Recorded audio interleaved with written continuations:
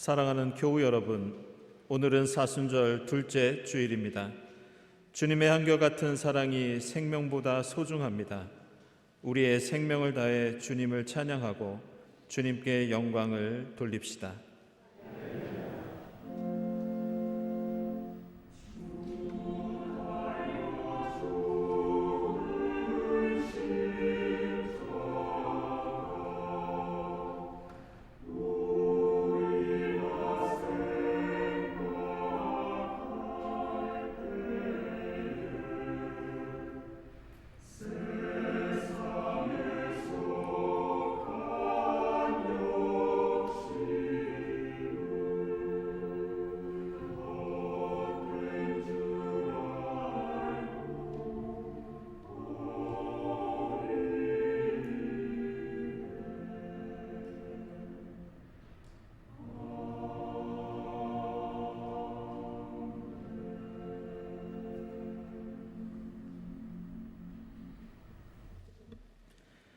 주님이 나의 빛, 나의 구원이신데 내가 누구를 두려워하랴.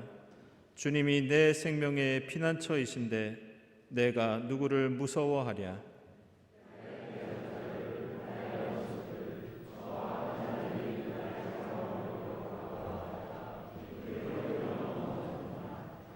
군대가 나를 치려고 애워싸도 나는 무섭지 않네. 용사들이 나를 공격하려고 일어날지라도 나는 하나님만 의지하려네.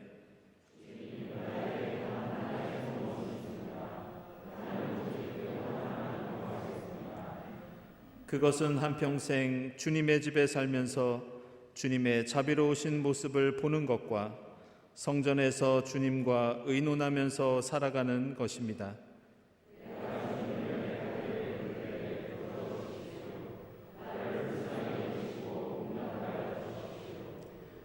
주님께서 나더러 내게 와서 예배하여라 하셨을 때 주님, 내가 가서 예배하겠습니다 하고 대답하였으니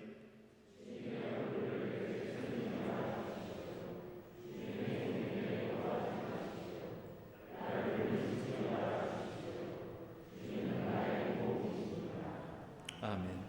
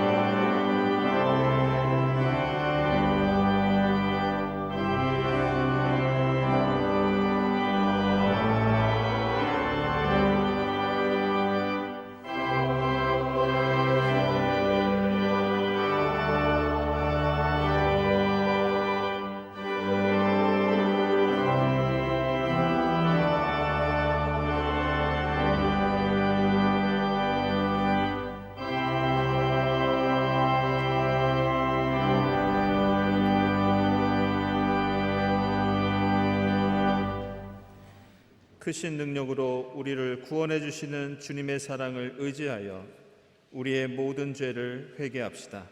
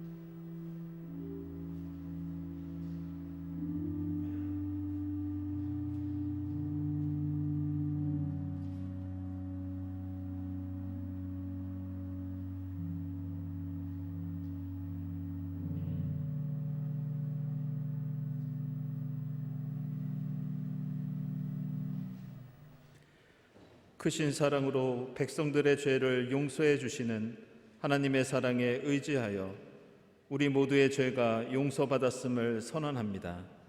아멘.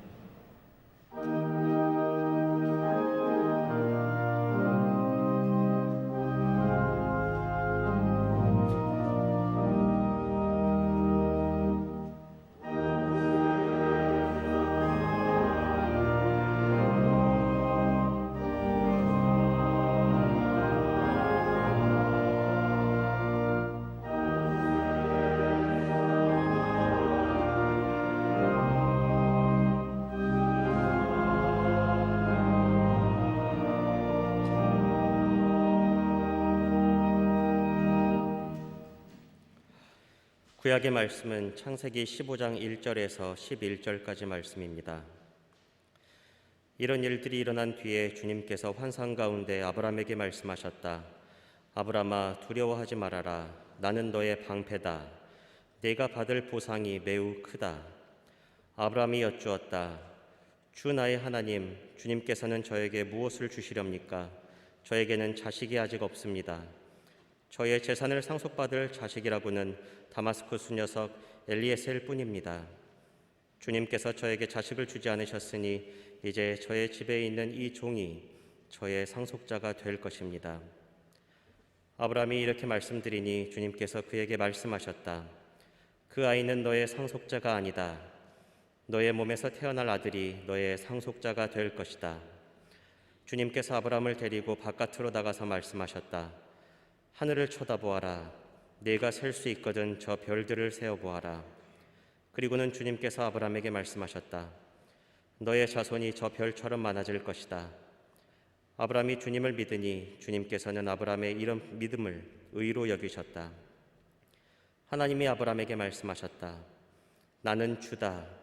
너에게 이 땅을 주어서 너의 소유가 되게 하려고 너를 바빌로니아의 우르에서 이끌어내었다. 아브라함이 여쭈었다. 주 나의 하나님, 우리가 그 땅을 차지하게 될 것을 제가 어떻게 알 수 있습니까?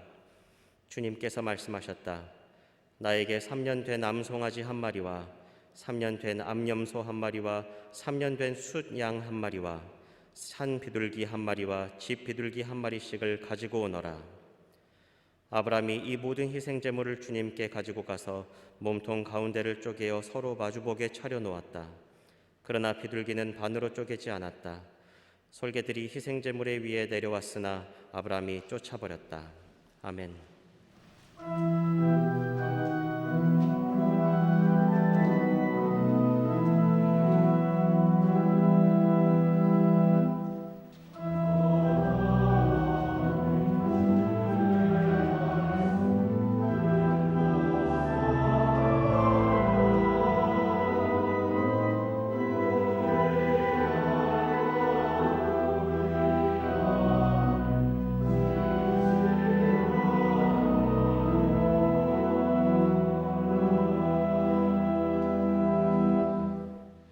서신의 말씀은 빌립보서 3장 17절에서 4장 1절입니다.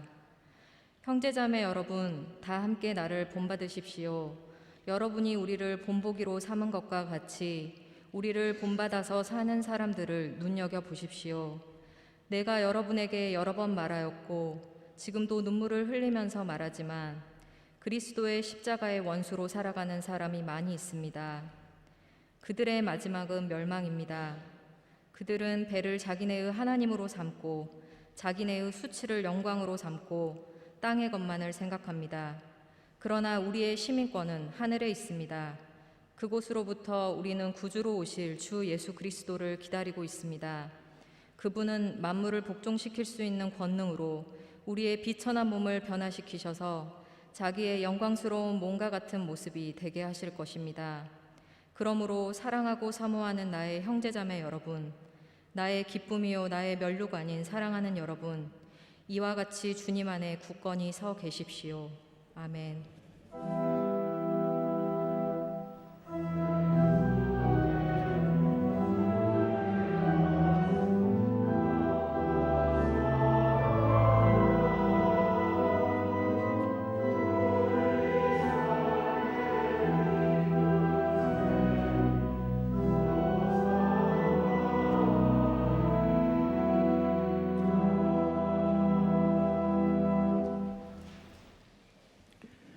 복음의 말씀은 누가복음서 9장 37절부터 43절 상반절까지입니다. 다음 날 그들이 산에서 내려오니 큰 무리가 예수를 맞이하였다. 그런데 무리 가운데서 한 사람이 소리를 크게 내서 말하였다. 선생님, 내 아들을 보아 주십시오. 그 아이는 내 외아들입니다. 귀신이 그 아이를 사로잡으면 그 아이는 갑자기 소리를 지릅니다. 또 귀신은 아이에게 경련을 일으키고 입에 거품을 물게 합니다. 그리고 아이를 상하게 하면서 좀처럼 떠나지 않습니다. 그래서 선생님의 제자들에게 귀신을 내쫓아달라고 청하였으나 그들은 해내지를 못했습니다. 예수께서 대답하셨다. 아, 믿음이 없고 비뚤어진 세대여, 내가 언제까지 너희와 함께 있어야 하며 너희를 참아주어야 하겠느냐. 내 아들을 이리로 데려오너라. 아이가 예수께로 오는 도중에도 귀신이 그 아이를 거꾸러뜨리고 경련을 일으키게 하였다. 예수께서는 그 악한 귀신을 꾸짖으시고 아이를 낫게 하셔서 그 아버지에게 돌려주셨다. 사람들은 모두 하나님의 위대한 능력을 보고 놀랐다. 아멘.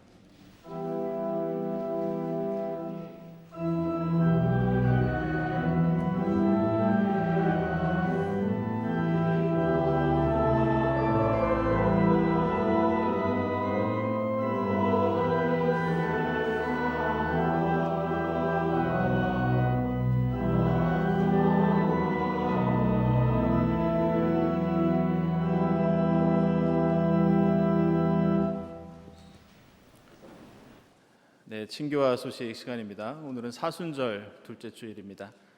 이 자리에 함께 하신 교우들, 또 온라인으로 예배 드리시는 교우들 모두 환영합니다. 평화 인사 함께 나누겠습니다. 주님의 평화를 빕니다.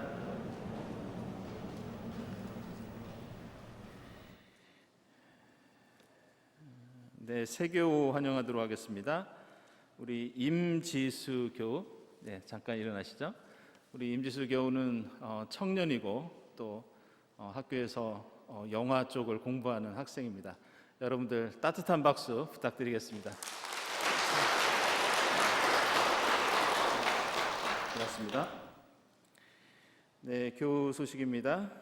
우리 이정석 집사님, 최용혁 권사님 아들 되시는 이철균 집사님, 이번에 인하대학교 연구혁신본부장 겸 대학원장에 취임하셨습니다. 축하드립니다. 경청세교 환영회 오늘 3시에 갤러리 카페에서 있습니다. 그리고 경동회보 109호 원고를 모집합니다. 4월 2일까지 기한이고요. 분량은 아래와 같습니다. 내용과 형식은 자유롭게 제출하시면 되겠습니다.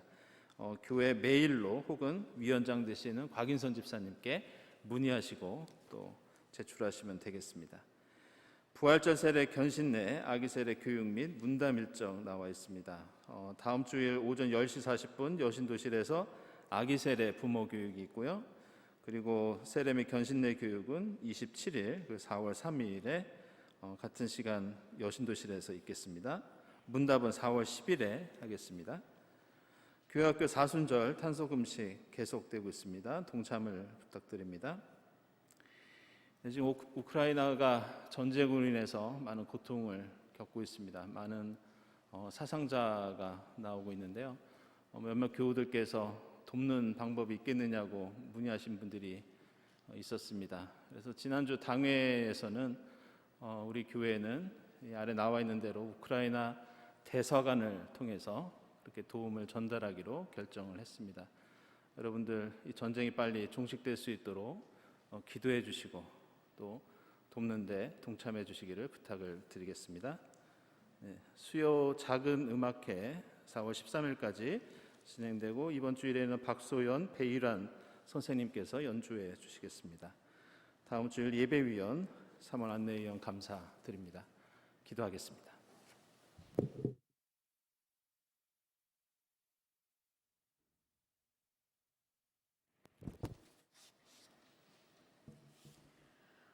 부활에 이르는 십자가의 길 예비하신 주님, 사순절 둘째 주일을 맞아 예배드리게 하심에 감사드립니다. 사람의 몸으로 이 땅에 오신 주님을 십자가에 달고야 마는 우리임에도 불구하고 다시 살아나시어 우리로 끝까지 그 사랑 안에 살게 하시는 주님, 보고 싶은 대로 보는 우리임에도 불구하고 예수 그리스도를 통한 하나님의 영광을 보게 하시는 주님, 듣고 싶은 대로 듣는 우리임에도 불구하고 해방시키는 경청을 하게 하시는 주님, 하지 말아야 할 말을 하는 우리임에도 불구하고 말씀을 전하고 찬양하게 하시는 주님, 헛된 일에 분주한 우리임에도 불구하고 치유와 생명의 길 가게 하시는 주님, 순례 여정에서 원치 않는 불행으로 씨름하는 믿음 없는 우리임에도 불구하고 기갈과 불뱀을 만나와 구리뱀으로 보호해 주시고 구름 기둥과 불 기둥으로 인도해 주시는 주님, 속히 코로나가 종식되어 한 상에 둘러앉아 먹고 마시는 식탁의 코이노니아를 허락하여 주옵소서. 죄인 오라 하실 때 불러주신 경동의 공동체에서 서로의 연약함과 허물을 긍휼히 여기게 하옵소서. 정치적 야심에 눈먼 권력자의 광기로 인해 가해자가 되어버린 러시아 군인들과 피해자가 되어버린 우크라이나 군인들, 세계 곳곳의 분쟁으로 참혹한 고통과 두려움에 떨고 있는 난민들이 한 사람도 빠짐없이 남은 자로 살아내어 고향집으로 돌아가길 기도합니다. 또한 가족을 잃은 이들의 피눈물을 닦아 주옵소서.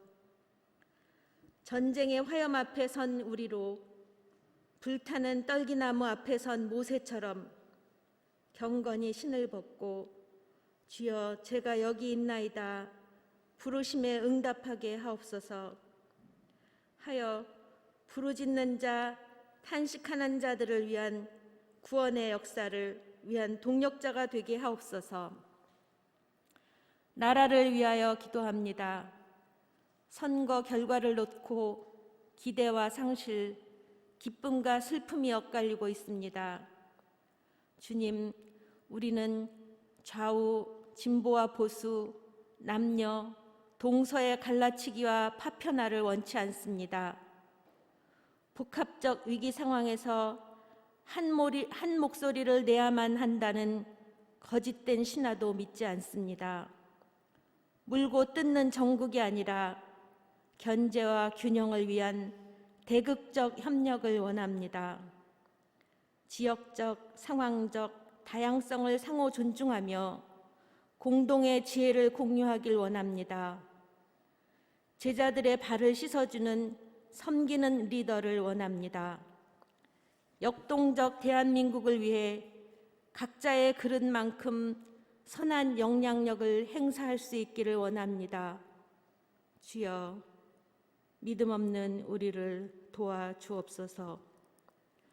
오늘 예배 중에 임년석 목사님을 통해 전하는 주님 말씀 의지하며 참되고 착하고 아름답게 살아가게 하옵소서. 이 모든 말씀 우리 주 예수 그리스도의 이름으로 기도드립니다.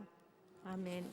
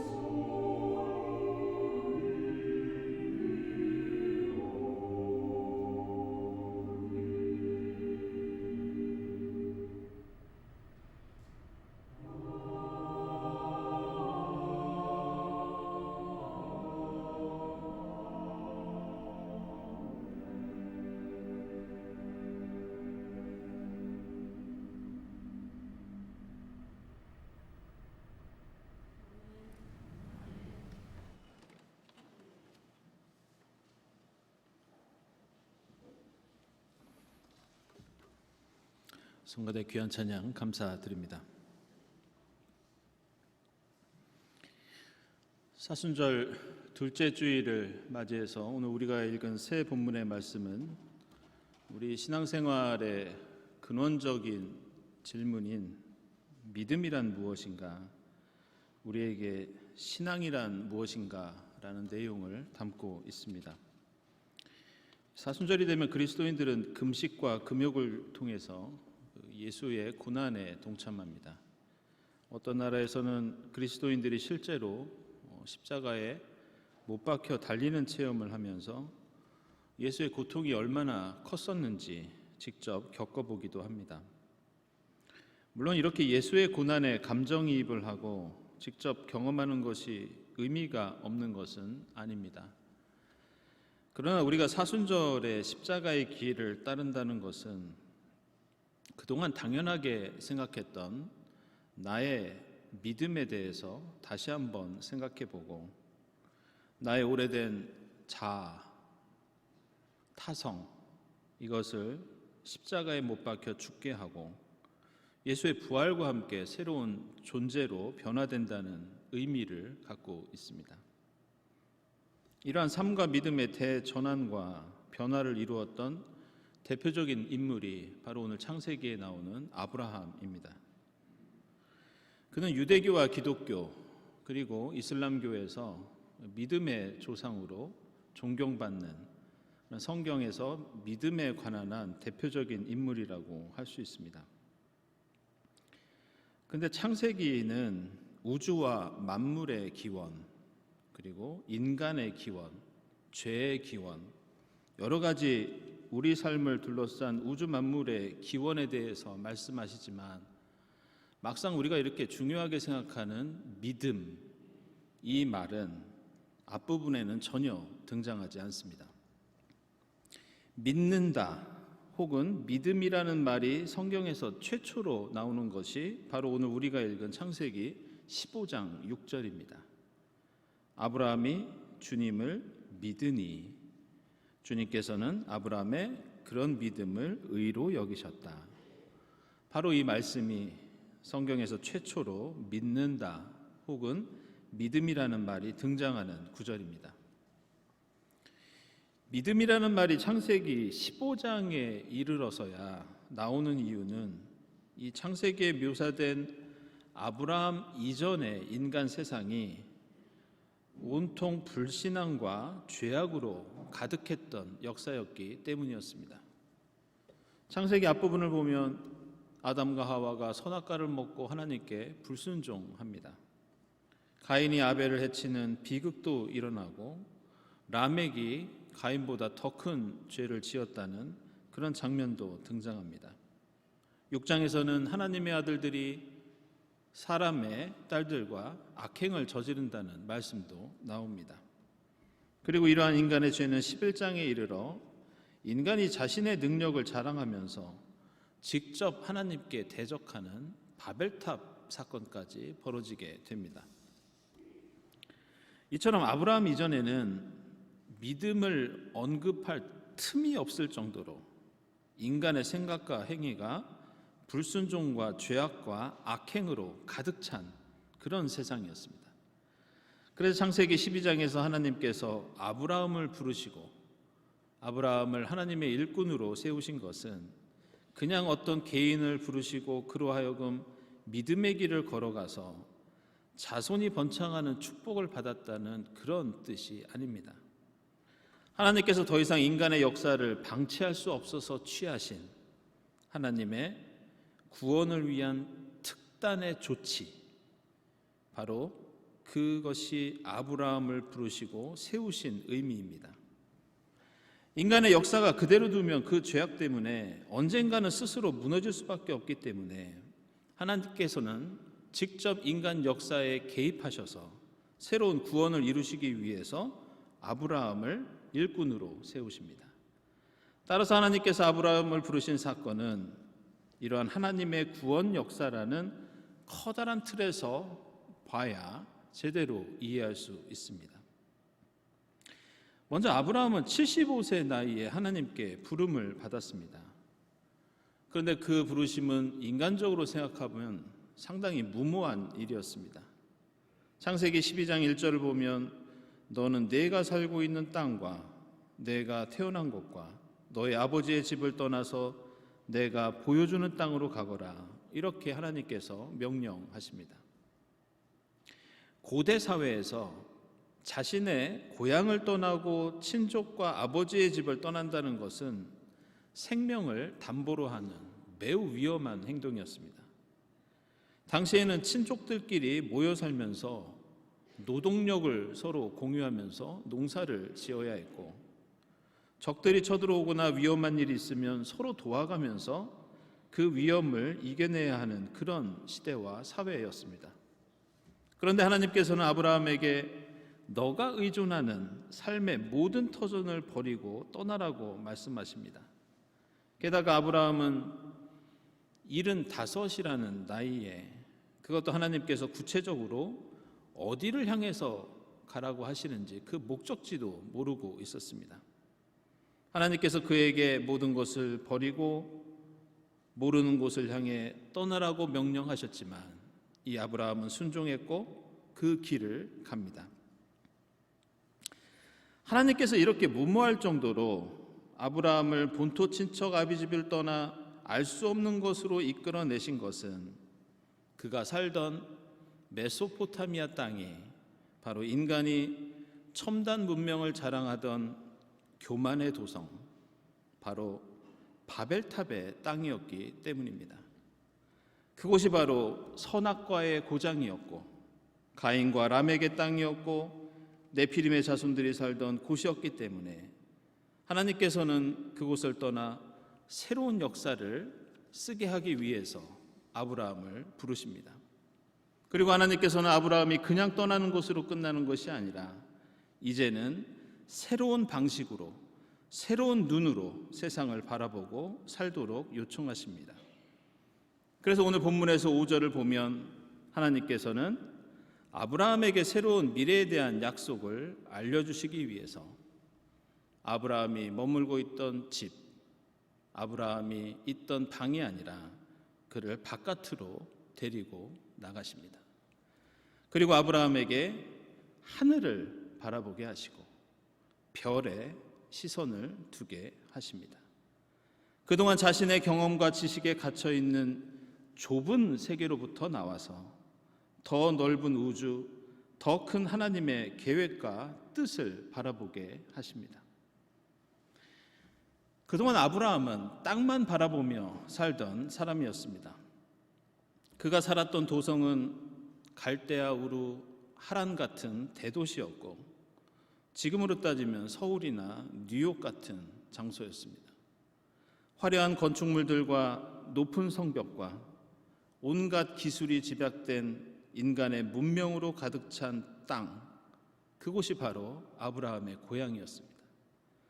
그런데 아브라함을 그 도상에서 떠나게 하신 하나님은 이제 그를 다시 한번 집에서 바깥으로 데리고 나오셔서 땅이 아니라 하늘을 보게 하십니다.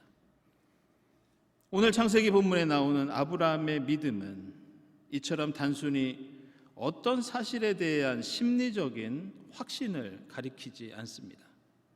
창세기 15장에 최초로 등장하는 이 믿음은 이전에 머물던 나의 세계로부터 벗어나서 새로운 하나님의 세계, 새로운 하나님의 가치와 삶을 향해 조금씩이라도 나아가는 것이 믿음이라고 오늘 성경은 우리에게 가르쳐 줍니다.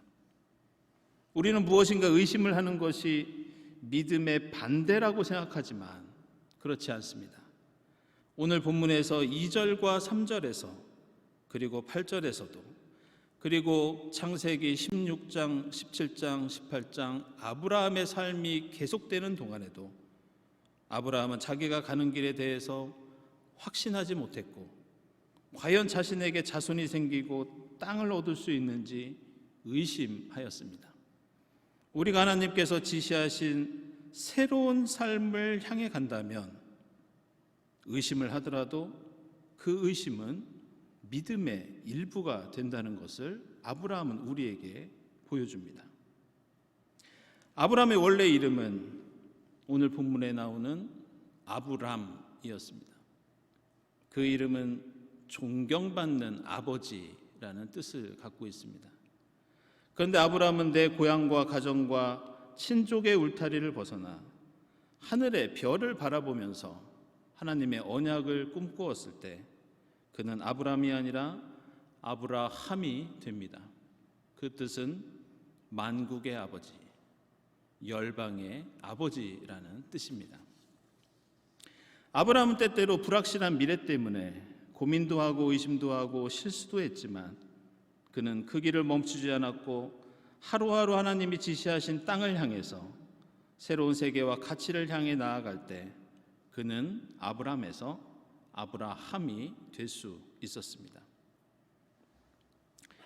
그런데 오늘 본문을 보면 아브라함이 믿음을 고백하는 장면에서 우리는 믿음의 새로운 면을 또 한 가지 발견할 수 있습니다.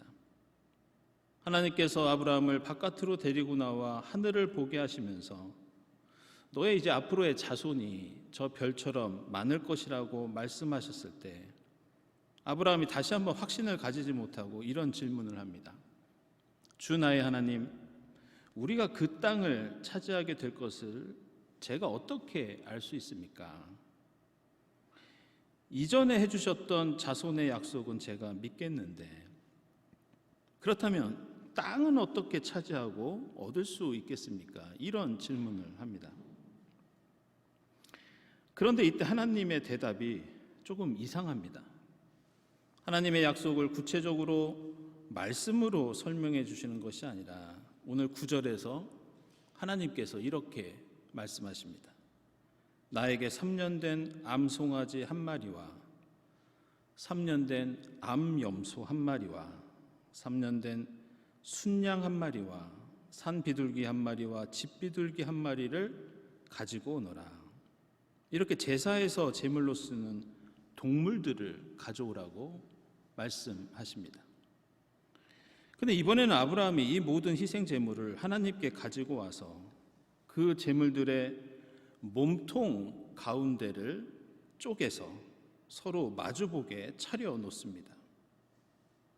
왜 아브라함이 질문하고 하나님께서 대답하시는 이 대목에서 이런 일들이 벌어지고 있는가?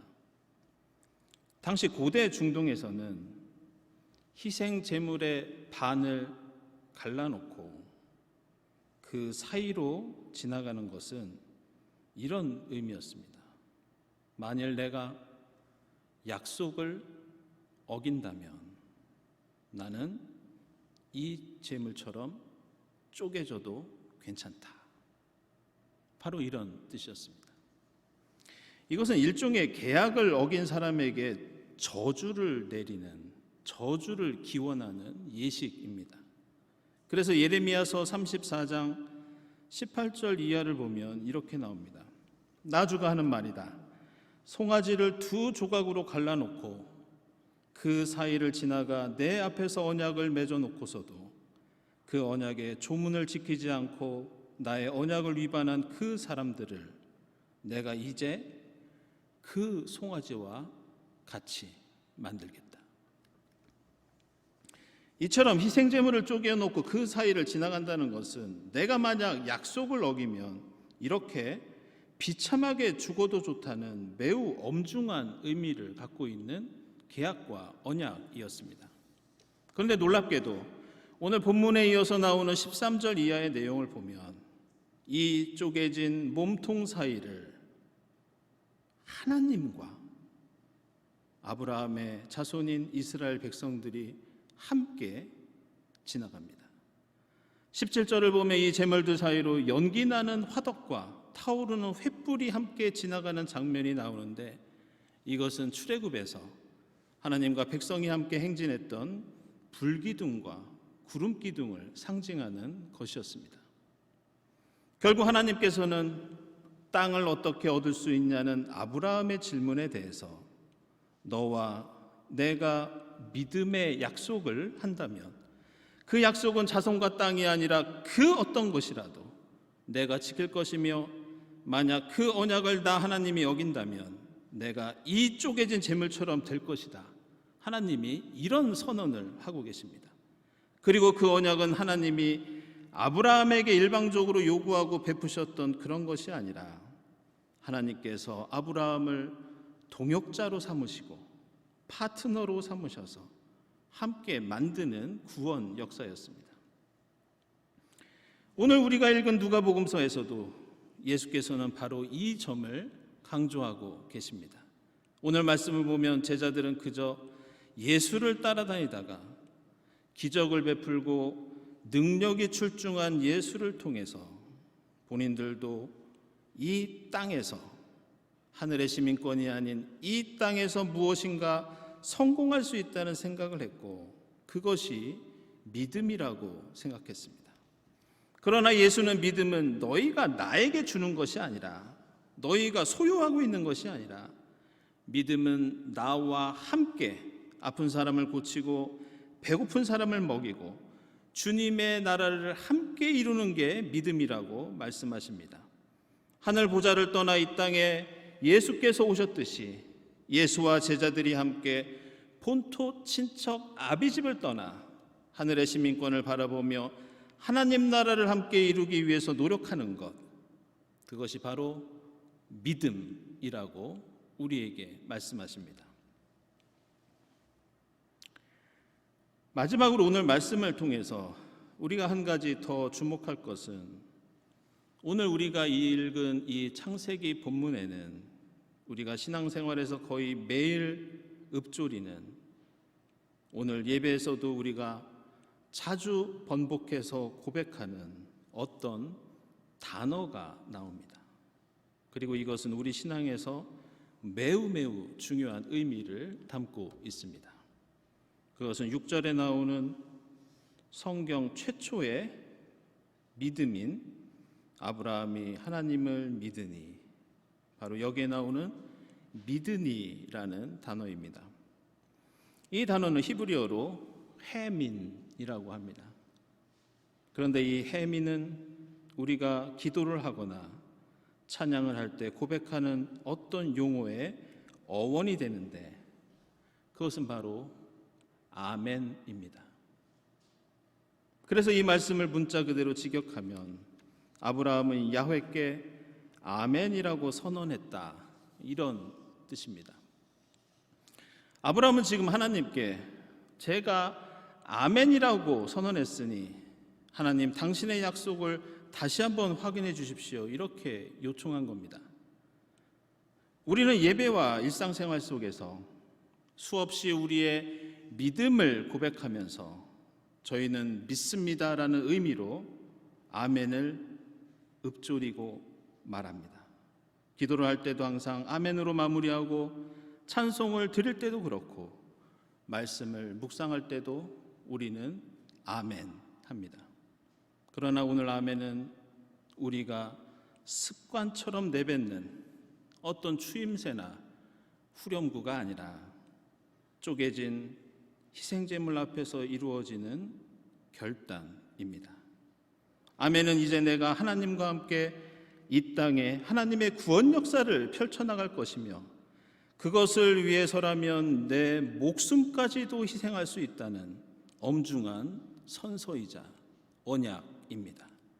그리고 우리가 아멘 하는 순간 하나님께서 먼저 목숨을 걸고 십자가를 지시고 재물 사이로 가시고, 우리는 하나님의 뒤를 따라 십자가 지신 주님을 따라 그 사이로 걸어가면서 십자가 고난과 희생을 결단하고 약속합니다.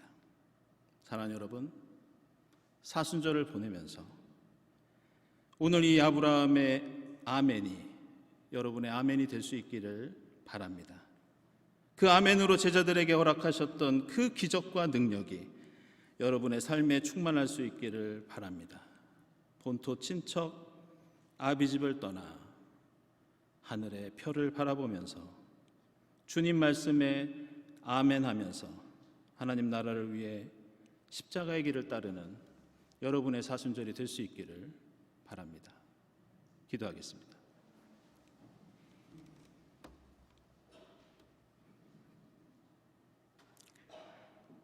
하나님, 이 사순절 아브라함의 그 믿음을 저희에게도 허락해 주시옵소서. 저희가 아멘 할 때마다 땅이 아니라 하늘을 바라보게 하시고, 주님과 함께 여기 이곳에 주님 나라 이루기 위해 십자가의 삶을 결단하는 저희가 되게 하옵소서. 예수 그리스도의 이름으로 기도드리옵나이다. 아멘.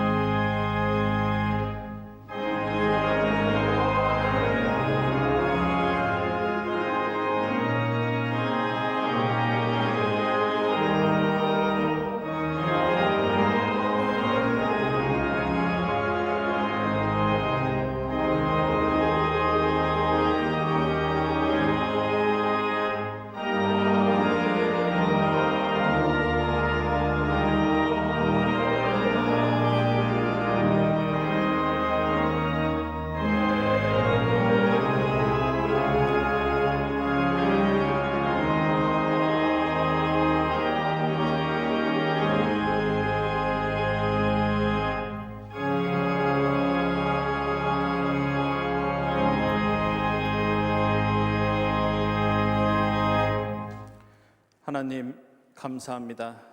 저에게 베풀어 주신 그 언약, 그 사랑에 감사하면서 저희의 삶과 이 예물을 하나님께 드립니다. 기쁘게 받아 주시옵소서. 이 예물이 쓰이는 곳에 주님 영광 드러나게 하시고 쓰임 받는 곳에 주님의 사랑이 널리 전파되게 하옵소서. 예물을 바치는 손길들을 기억해 주시고 하나님의 합당하신 뜻 안에서 하늘의 복을 누리게 하옵소서. 감사드리며 예수 그리스도의 이름으로 기도드리옵나이다. 아멘.